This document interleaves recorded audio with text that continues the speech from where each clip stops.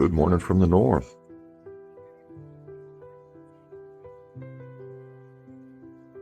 Just having a look at the downstairs tanks today. They're down in the dungeon. And these are looking good around here. I just fed these fish, all the tanks. Should record it, but I only got two hands and kind of need them both down here. Everything's got heavy lids. There's the parrot tank, doing wonderfully. Babies just all over.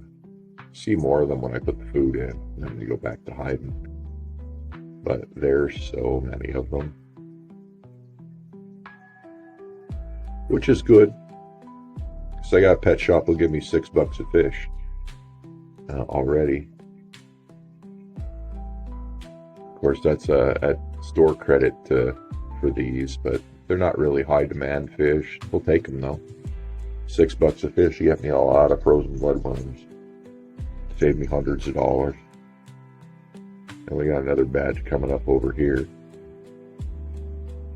Ones are about a week and a half old. And these ones are over a month old. I haven't really been keeping track. Once they get around dime sized, I'll take them in, sell them all. I'll try and sell them locally too, because I can get more money that way. You sell for like $15 in the store here. But today's work, I don't really need to do it today, but the next, I got work on the downstairs setup next. My glass is getting a little foggy with that white bio slime there. I don't like that. I like to keep it clean. And the filters are due for cleanup. So the internals anyway.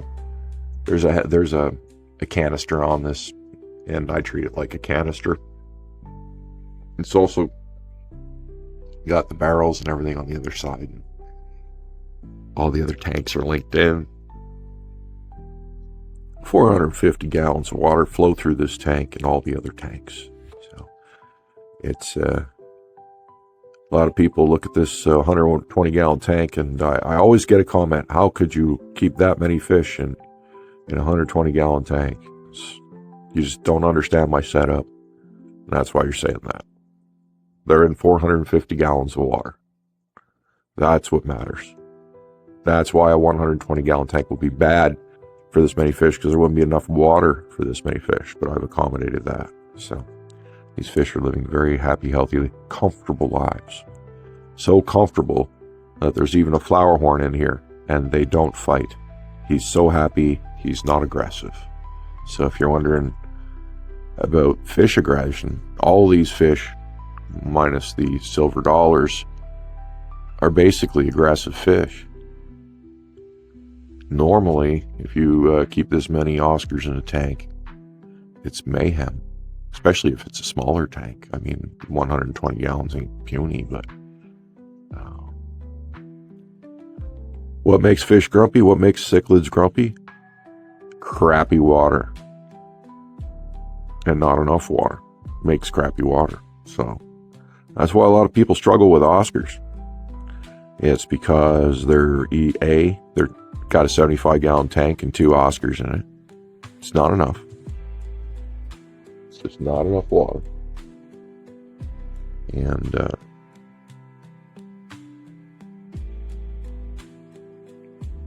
yeah, that's all there is to it. Give them enough water. They just ate. They're peaceful. There's food on the ground right now.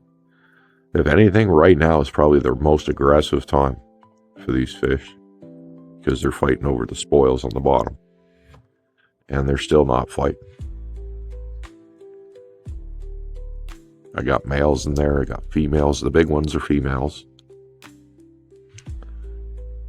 You know, everything's fine. Flowerhorn loves his life.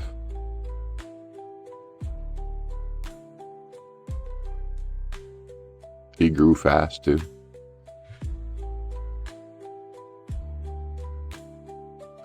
Yeah, we're going to do the water, glass, change filters.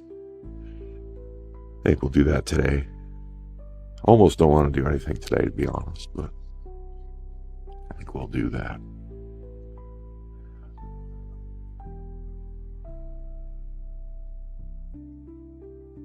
But, you know, I like to show my conditions. I don't show this tank as often as I show the aquariums upstairs, but it's just as clean. It's just as clear.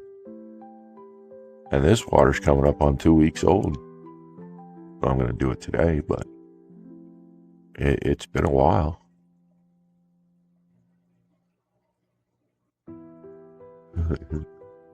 She's trying to mouth off a big girl. That never goes well.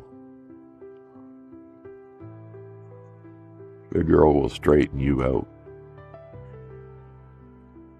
She's actually one of the biggest factors for peace in this tank. She runs a tight ship, and if anybody starts aggressing, she rolls up on them. Says, hey, put an end to it. When you see something as big as this roll up on you, you cower. You cower. And that's it. She's just not mean, thankfully. And she just doesn't want anybody showing aggression. So she keeps them all in check. Even the flower horn won't mess with her. It's her rules, not his, and he understands that entirely. Entirely. And I've seen these flower horns. I've watched their behavior a lot. And if you've got an aggressive one, he's going to be aggressive. He'd be 3 inches long. He's going to be an arsehole anyway. He'll be an arsehole his whole life. They just either come with it, or I guess they don't. And I got lucky. Once again, with the temperament of my fish. I almost don't think I can be getting this lucky all the time. It's got to have something to do with my system and the clarity and the cleanliness of the water. It's got to. I just...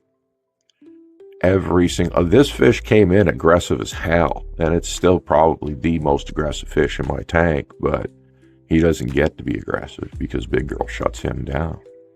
If Big Girl wasn't here shutting him down, it would be a different world. For sure. So, she is a big part of it, but yeah. Like, I took this one in because it was killing everything in its former location. I shouldn't have taken it in, but it's still fine.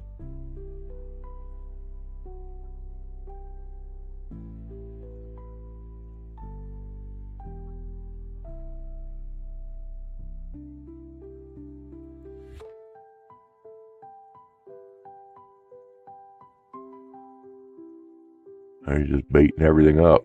Even when he got here, he was beating everything up. Right now, he's, opening his mouth trying to be a tough guy, and she's like, screw you. You're nothing.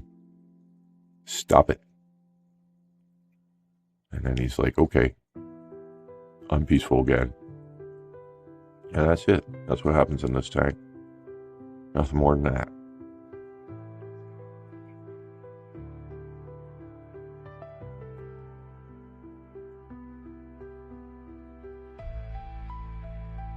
Just gorgeous.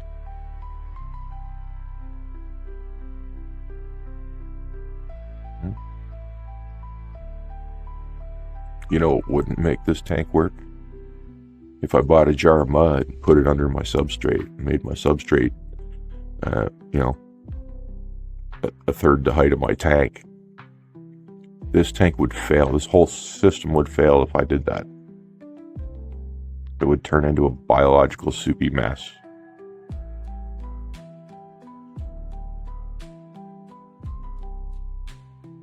And you can't put plants with silver dollars. And a lot of cichlids, you just can't use plants. So, it's not the solution to every fish keeping scenario. And it's not even a good solution for the fish that are suitable for it, in my opinion. So you could put a guppy or a rice fish or whatever into my water here, and it'll survive. But or the discus tank upstairs. But I can't take a discus tank and put it in that water. It won't survive. These Oscars would all get a hole in the head. The silver dollars would get fungal infections. You'd see these white spots all over their body. That's what would happen to them.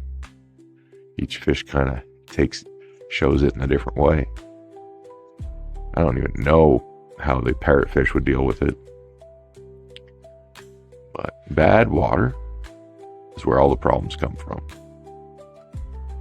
If you're seeing a hole in the head, it's your fault. Your environment's incorrect. And that's when you got to step up the filtration game, address your substrate, because maybe you took that advice and used too much of it. There's a lot of things. It all adds up. The concept of putting Mother Nature in a square box, it's just so wrong.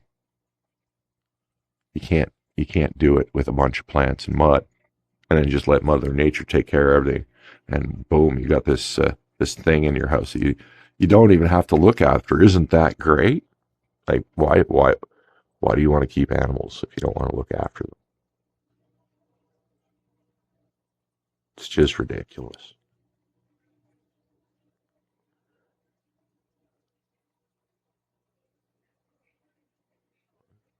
We're going to keep just showing our tanks every day, showing what they don't show you. They tell you, oh, you can do this with your fish, you can do that with your fish.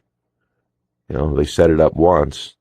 You might see it 2 or 3 times before it starts to rot. The tank starts to rot, and then you'll never see it again. They'll never show it to you again because it failed. But I'll show you every single day. Ciao for now. We'll catch you on the next one.